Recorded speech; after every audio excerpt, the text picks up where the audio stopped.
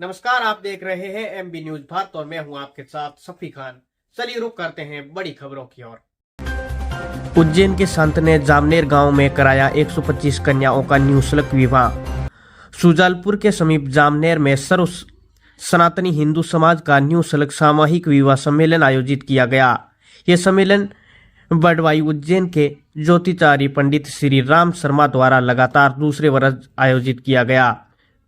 आयोजित निःशुल्क सामूहिक विवाह सम्मेलन में 125 कन्याओं का विवाह संपन्न कराया गया। उक्त कार्यक्रम में मुख्य अतिथि उच्च शिक्षा मंत्री इंद्र सिंह परमार, कालापीपल विधायक घनश्याम चंद्रवासी, शाजापुर विधायक अरुण भीमावत सहित राज्यसभा सांसद उमेश नाथ जी महाराज, चार धाम के पीठाधीश्वर श्री स्वरूपानंद जी महाराज, महामंडलेश्वर कल्याण दास जी महाराज सहित उज्जैन से सैकड़ों की संख्या में साधु संत शामिल हुए।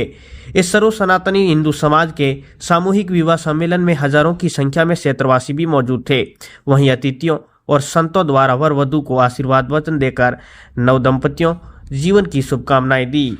आपको बता दें कि ज्योतिषार्य पंडित श्री राम शर्मा बडवाई उज्जैन वाले संत ने पिछले वर्ष 128 कन्याओं का रागू पिपलिया जिला उज्जैन में सम्मेलन आयोजित किया गया था।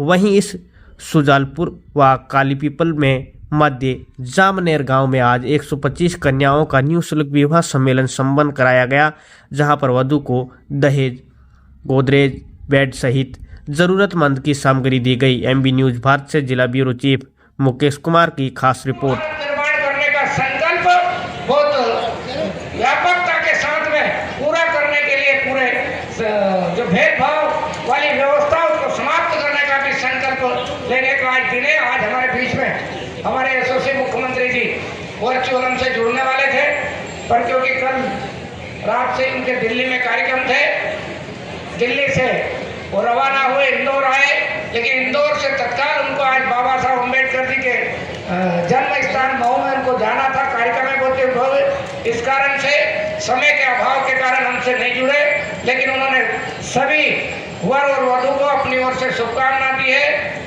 भावी मंगल जीवन आपका रहे, इस प्रकार का उन्होंने संदेश दिया है। मैं उनकी ओर से भी और अपनी ओर से भी सभी वर और वधु को शुभकामना देता हूँ, बधाई देता हूँ और आपका आने वाला जीवन सुखी रहे, समृद्ध रहे और समाज के इस सामूहिक संकल्प में आप जीवन पर्यंत तक अपने आप को इस विराट समाज का हिस्सा मानते हुए कुछ न कुछ देने की मानसिकता और अपने घर में परिवार में जिस प्रकार कोई आए तो एक प्रकार से अतिथि देवो भव का भाव परिवार के साथ हमेशा अपने संकल्पों को हम आगे बढ़ाते रहे, क्योंकि भारत की परंपरा में संयुक्त परिवार व्यवस्था एक नैतिक मूल्यों की स्थापना का बड़ा प्रयोजन था।